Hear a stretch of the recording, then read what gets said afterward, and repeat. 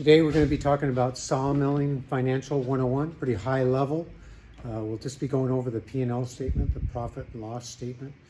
This can relate to pretty much any manufacturing facility, just change type of raw materials and things like that, and numbers, and unit numbers. But you know, there's other statements that are very valuable to a business, your cash flow statement, to look at the health of the business. But we're not going to be doing that. We're just going to be high level on the P&L statement.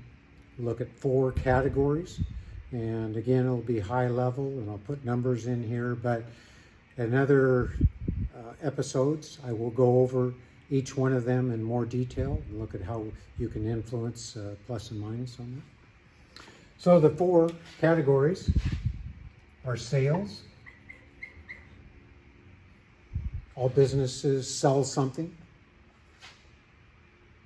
Logs, your raw material. So all businesses have some type of raw material. Manufacturing businesses. You have a manufacturing cost.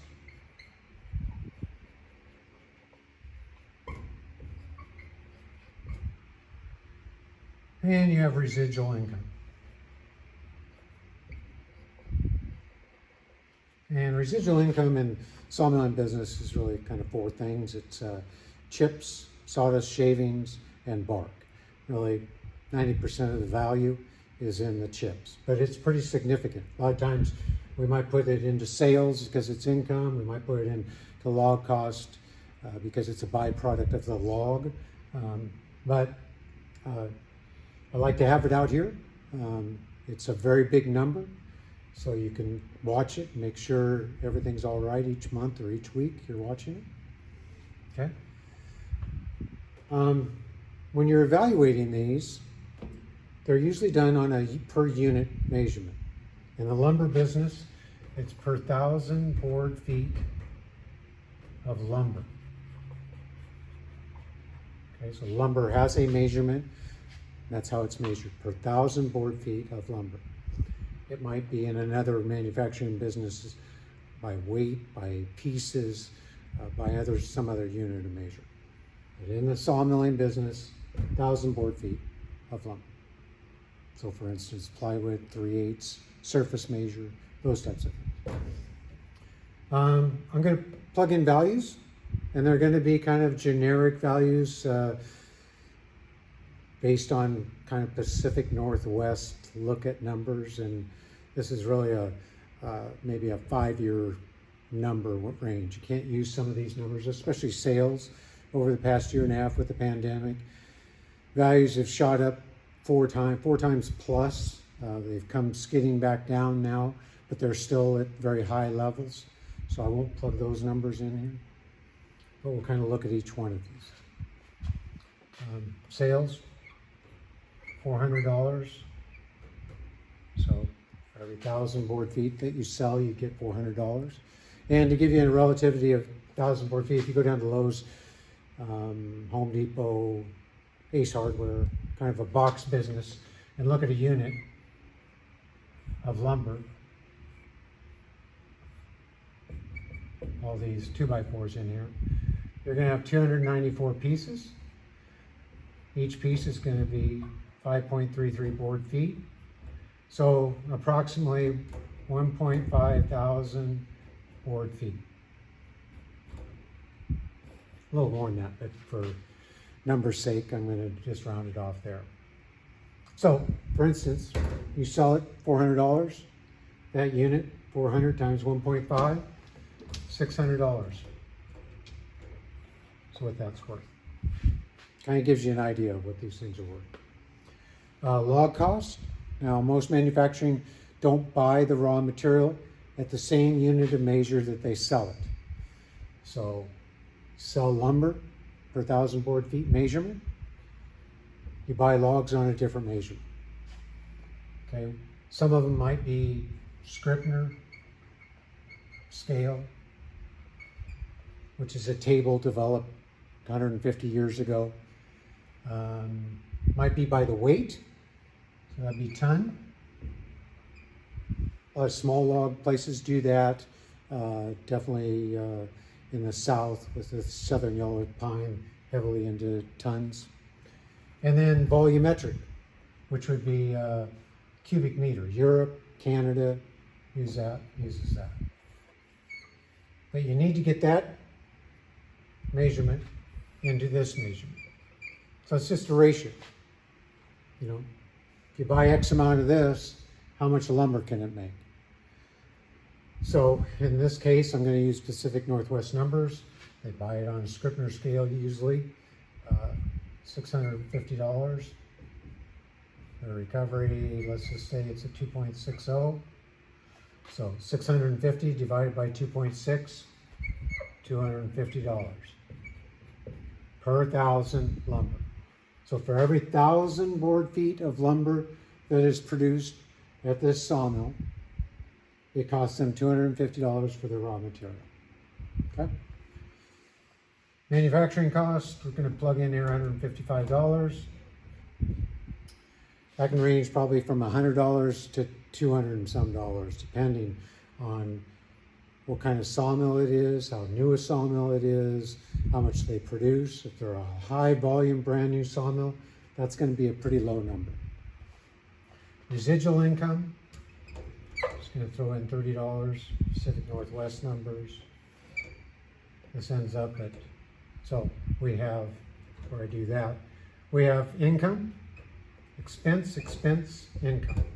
So that math equals $25 per 1,000 board feet.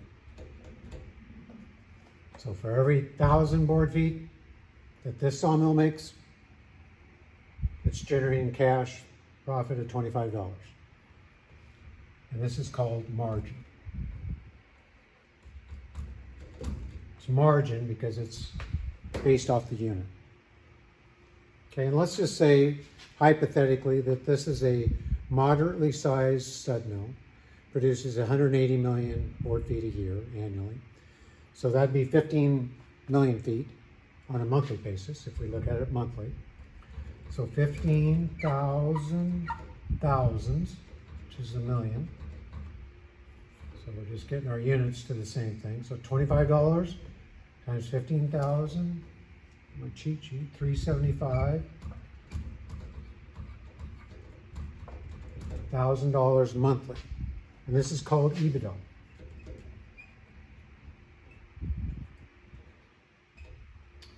So earnings before interest, taxes, depreciation, and amortization.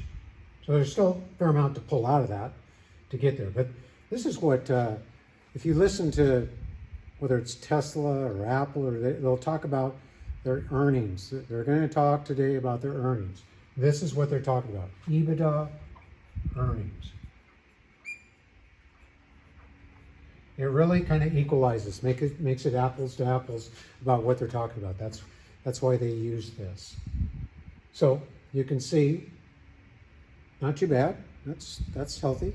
That's okay. But if you look at this, $25 margin. If the market comes down, just $25. I mean, it can do that. Like I said, it's been as low as $280, $300. But just $25 and you're break even. So just like that. So if you're a manager, an executive, superintendent level, you're really looking at these things to say, how can I make sure that I'm being as efficient as I can? Can I do anything about the sales average? Can you do anything about the market? Probably not. Very little. You could pump out a bunch more. You could curtail a mill, which day in, day out, you're not going to do. So if you're the management group or in the group trying to help get more efficiencies out of this, there's not much you can do on the sales side. But you can still influence this positive and negatively. And that's by your grade mix. So in a stud mill, you might have 5 grades. You might have a premium, number 2, stud, number 3, in economy. So what can you do? Do you look at your economy? Can you pull a number 3 out of that economy that's in there, put it into number 3 to get a higher value? And your studs, can you get it into number 2 or even into a premium? There's a lot of efficiencies to be had there. Log cost, again, can't do much about log cost. You might be able to go get different logs maybe. But really you can be more efficient in your mill with recovery. How are your optimizers working? Is your primary breakdown working correctly to get the most out of it? Is it doing what you're telling it to do? Are you watching your trimmer for trim loss? Those types of things. In my other episodes, I'll go through this in detail, these two things, and break these out. Manufacturing costs? Hey, that's just about spending dollars into production. How many thousand board feet can we make? So if you can lower spending somehow, monitor your spending, get with your purchasing department to see how can you have some strategic sourcing at a lower cost. That is good. That will help your manufacturing costs. If you increase production, how can I watch my efficiencies? In a stud mill, it's all about piece count. So how can I watch piece count in these things? How can I get things working a little bit better so I can produce more? Either lower cost and or increase production, you're going to decrease your manufacturing costs. Residual income, not much you can do there. You usually sell to one or two paper pulp mills, but you can watch your penalties. They do incur penalties. It can be as high as $50,000 a month. That's a big number. 30 times 15, so you're $400,000 in chip revenue every month. That's a lot of money. So you can infect that by watching how your chip quality is to the pulp and paper customers. So that gives you pretty high level. Again, in my next episodes, I'll go through the sales, log costs, and manufacturing costs. Won't go too much on the residual income, but I'll really break it out on what things we can look at to make this number even better.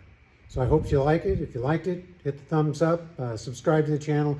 You'll get notified whenever I come out with a new episode. Okay, thanks a lot.